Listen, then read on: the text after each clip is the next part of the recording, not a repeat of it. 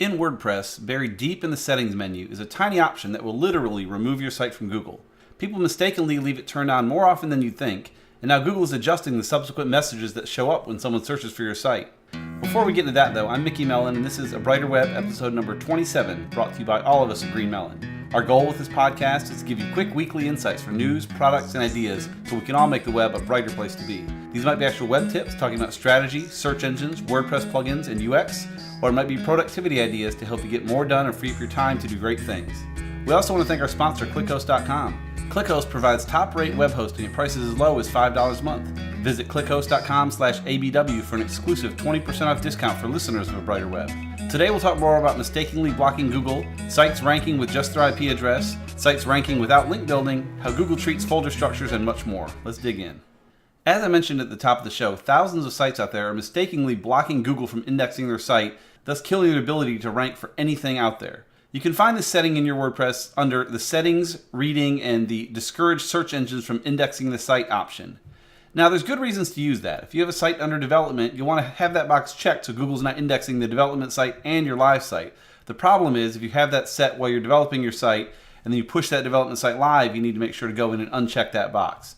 We have it on our checklist a few times when we're going through to launch a site just to make sure, because it can be devastating for your traffic if you leave it on there. Now, Google used to say if you search for that site, it would still have the site show up, but just not show anything other than the home page. And for the home page, it would say, a description of this site is not available because of this site's robots.txt. And now it simply says, no information is available for this page.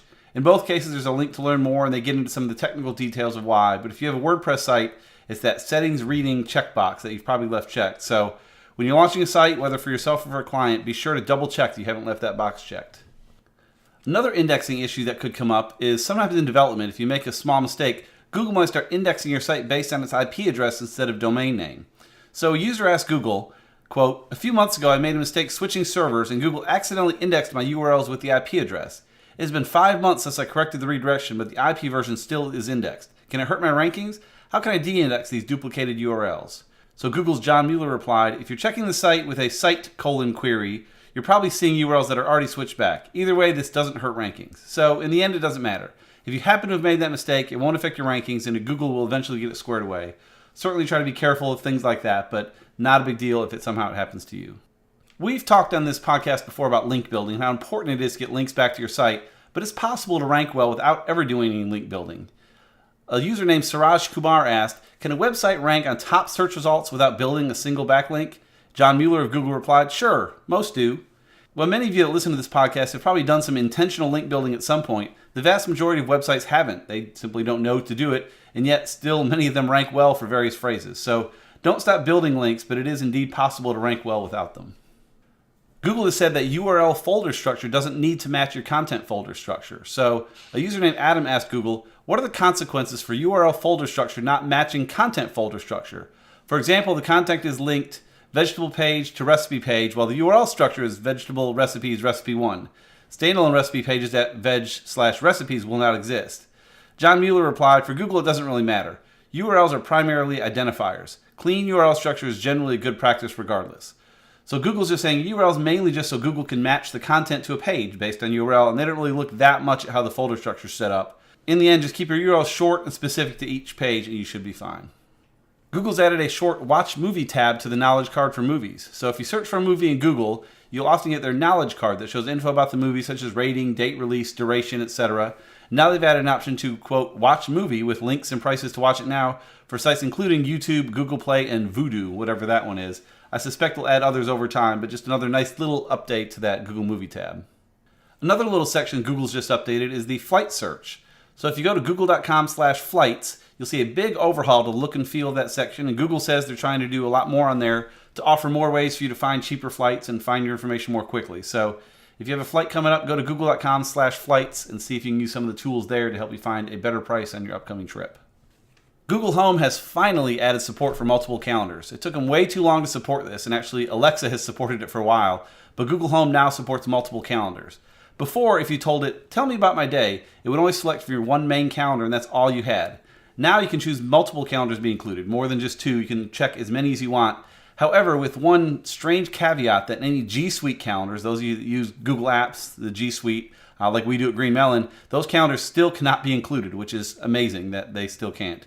However, I found a workaround for it that could work. Hopefully they'll fix it properly soon.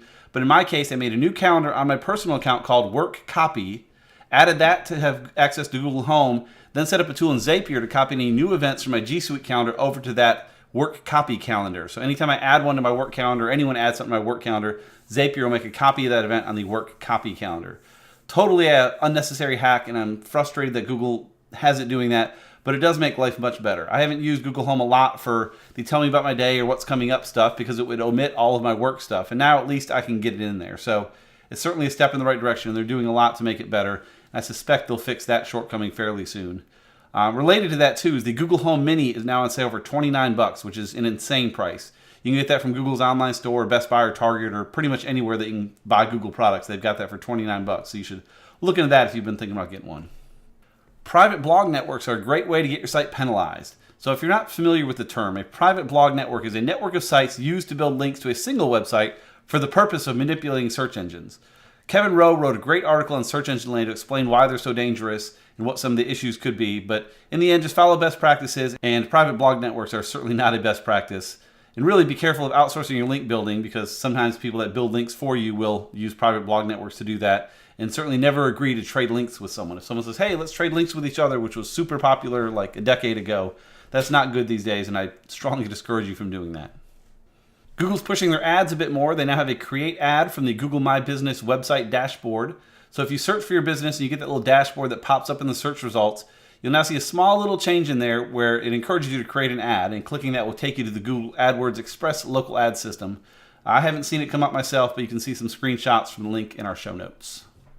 Waze and the City of Toronto are going to begin sharing traffic data. Toronto's going to start sharing traffic data with Waze and be able to push updates to users for planned closures and events. And Waze will be sharing their real-time traffic info and road conditions back to the city. So it'll make it better for both entities and ultimately better for all of us. Some other Canadian cities, such as Winnipeg and Montreal, are already doing similar things with Waze. Now, Waze is Google-owned, but none of the reports I read said that any of this would be shared with Google Maps as well. And really, the kind of things they're sharing, the planned closures and events and those sorts of things, feel more Waze-ish than Google Maps anyhow, so perhaps it won't make sense. But I'm sure Google will do all they can to get that data between them shared just to make life better for all of us. And lastly, for our tip of the week, look at optimizing the images on your website to help with speed. We've often discussed speed on here because it's very important both for users and for how Google sees your site and how well you rank. And there's really two big pieces to optimizing images for speed.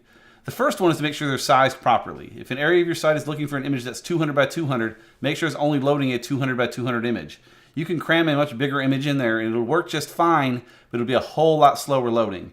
And that can be a little tricky to get optimized depending on your theme and what plugins and if you have WooCommerce and stuff. So that can take some work, but it's worth the effort to try to get those tightened up. But then also make sure the image themselves are optimized. So a 200 by 200 image could be very different depending how compressed you have it. Tools such as EWWW and WP Smush can help them get compressed pretty well without looking too bad. We use on a lot of sites it compresses them maybe 10 to 15% more, which over the course of a page is a couple hundred K and can make a difference in speed. It certainly helps. Really, before you do any of that, if you think your stuff's in bad shape, go over to tools.pingdom.com and run a test on your site. They'll give you a score, which I don't take too much weight in, but it'll tell you how big your page is in megabytes. So take a look at that. If it says 3.3 megs, then work on your images for a while, get them tightened up, run or WP Smush or whatever, and then run Pingdom again and see what happens and see what kind of difference it made for you. And maybe worth taking your time to do that on some of the other sites you manage as well. So that's all we have for this week. You can find me on Twitter at Mickmel, M-I-C-K-M-E-L, or learn lots more at greenmelonmedia.com. You can find out more about the podcast, including show notes and links, as well as video tutorials and many other resources over at abrighterweb.com. If you're in the Atlanta area, come check out our meetup held 3 times each month. And if you're not in the Atlanta area, we post recaps on the site soon after each meetup. Either way, you can learn more about that at abrighterweb.com/meetup. Thanks for listening.